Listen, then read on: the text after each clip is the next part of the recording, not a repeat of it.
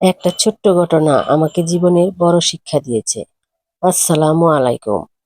একদিন একটা মানুষ খুব যত্ন করে একটা গাছ লাগিয়েছিল। প্রতিদিন সেই গাছটাতে পানি দিত, আগাছা পরিষ্কার করত, রোদ বৃষ্টি থেকে যতটা সম্ভব যত্ন নিত। কিন্তু অনেক দিন পার হয়ে গেল, গাছটাতে কোনো ফল আসছিল না।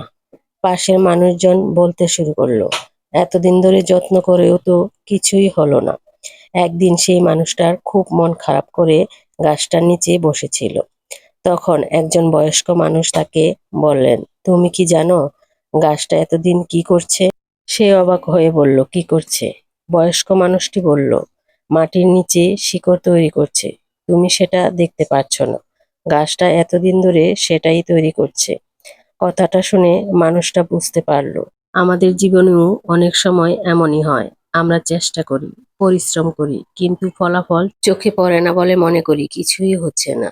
অথচ হয়তো আমাদের জীবনের শিকড়টাই তখন শক্ত হচ্ছে। তাই ফলাফল আসতে দেরি হলেও থেমে যাবেন না। মনে রাখবেন, যে জিনিসটা আজকে চোখে দেখা যাচ্ছে না, সেটাই হয়তো আগামী দিনের সবচেয়ে বড় ফলের কারণ।